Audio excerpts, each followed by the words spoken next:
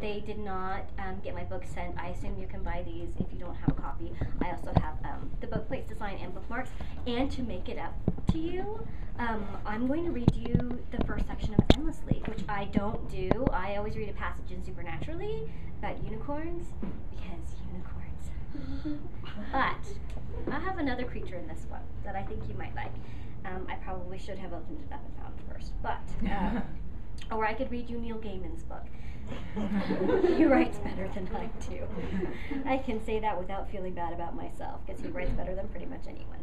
Okay, so this is Endlessly. Chapter 1. Pink goes with everything.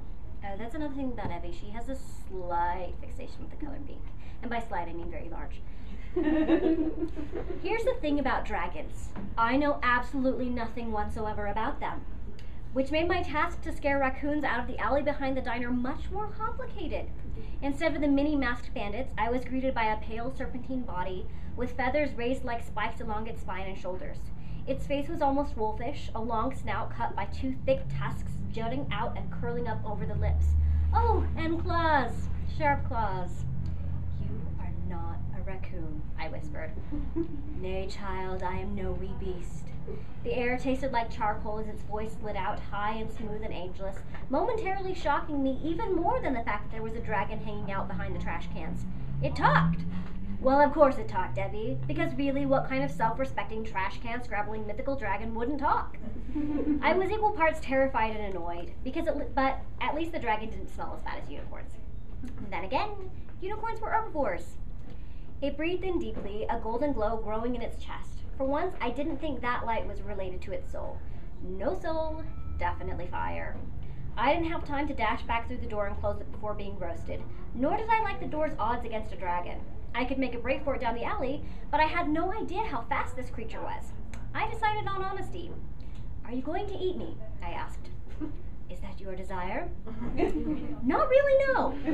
The winter formal is coming up and it's not going to plan itself, so this is kind of a bad time for me. Can we reschedule? I took a step back. People used to fight dragons, right? I could do this. All I needed was a full suit of armor, and a sword, or a mace, or some mace. The door opened behind me, flooding the alley with light from the kitchen, and I yelped in relief. There you are, Nona said. She nodded to the dragon. You two know each other? Why did this surprise me? Of course the resident tree spirit would know the talking dragon hanging out in the alley, just like she knew every other weird paranormal recently lurking about town, and I had no doubt that this meeting too would go entirely unexplained. I so needed to get a new job. Evelyn, I have served your friends milkshakes. Please enjoy your evening. Smiling placidly at me, Nona walked out past the dragon toward the end of the alley where the forest pushed up against the town. The dragon fixed one gleaming, dark pink eye on me, then winked. Forget a new job, I needed to get a new town. A breeze blew past me in a massive gust, flinging my hair into my mouth. The dragon took a few graceful hops, then slid like a snake through the air after Nona. Fabulous, I muttered, going into the kitchen and shutting, then locking the door. Glad Nona has another new friend. Taking a deep breath to clear my sinuses of the lingering smell of smoke, I squared my shoulders and walked into the main part of the diner. I just faced off against a dragon and came away char-free. I was ready to fight. Now, I said, sitting down at the corner booth and glaring at the 5 other teenagers there, who says pink isn't a good color scheme for the dance?